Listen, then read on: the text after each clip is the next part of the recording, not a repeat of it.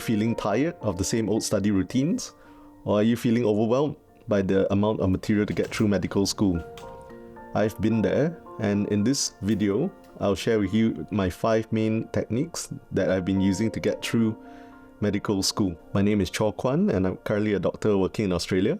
And over the last few years, I've sat for many exams, including medical school exams at Monash University and the Member of Royal College of Surgeons Ireland, that's the MRCS examinations. And there were 5 study techniques that I found particularly helpful. One of the techniques that I found helpful over the years is called active recall and spaced repetition. This mainly involves reading around the topic, mainly looking through lecture notes, textbooks, or even the lecture video. So after I've reviewed the materials, usually towards the end of the day, I'll start writing it down on my iPad, on my notes, and then going through these notes and trying to figure out what I need to know more about the topic.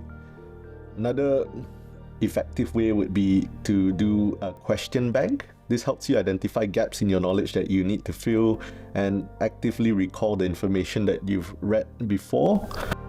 And then after that, you try and space the repetition at increasing intervals. So over time, we know that recall tends to decrease.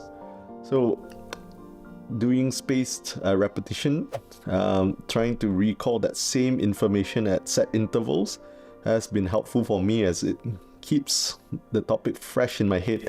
For example, what I would do is have a study schedule where I would do questions at regular intervals. I tend to do it once a day and usually towards the evenings, and I make it a point to allocate about 1 hour for this. The second thing that I found helpful was having a study partner, trying to go through the same study materials, trying to discuss the topics, or even explaining the concept to a friend. It was very helpful because you'll be able to recall the information during exam day. Especially if you had an actual conversation about it, it's just more memorable. And having a study partner also keeps you on your toes. Kind of like having a gym buddy together with you, and you're just constantly pushing each other to study and keep each other motivated. The third method that I found most helpful is identifying high-yield topics, mainly going through the syllabus or even the question banks to try and figure out what are the most frequently tested topics, or even the key concepts that are important to understand. And this actually fits in with the 80-20 rule, where I think 80% of the effect will come from 20% of the causes. And in context of studying, it's kind of like getting the maximum output from the minimal amount of input to make effective use of our time. So what you want to do is try to read around the most important concepts that tend to pop up in the exams and then score that 80% result. I know there can be a lot to read through in the textbooks, and at times I was focusing on the smallest minute details, but they never popped out on the exam. What tends to pop up is common things and important concepts. So having a good understanding around the topic is helpful. The fourth method that I found helpful is called the Feynman Technique. This mainly involves trying to explain the topic to someone else. So this could be a friend or a colleague. So what I tend to do is I try to identify a topic that I want to learn. Then I try to simplify it down to its key concepts and key points. After that, I'll find someone who's around. It could be a friend or it could be a colleague, and then try to tell them what I've just learned in the simplest way possible.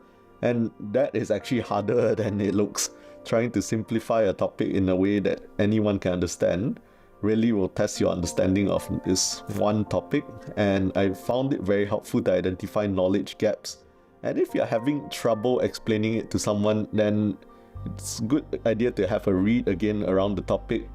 Or even another method would be to go onto YouTube and look for videos of that particular topic. For example, you want to learn the anatomy of the heart, or you want to learn the physiology of the nervous system, and see how someone else explains it. Because people have put in a lot of effort to try and explain these topics in these videos, and it gives you a good idea of how you would explain it to a friend. The final method that I found helpful is called the Pomodoro Technique.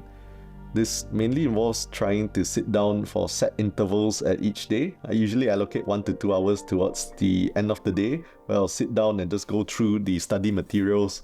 Now, how we do this is you use about 25 minutes to study, and during that 25 minutes, turn off your phone, keep all distractions away, and just focus on what you want to read, or even do questions for 25 minutes.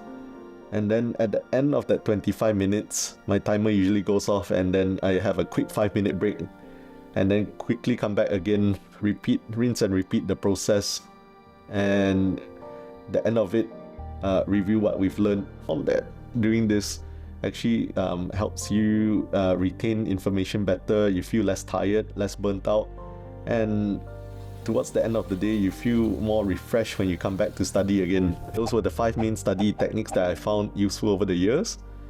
Thank you for watching, and I'll see you in the next video.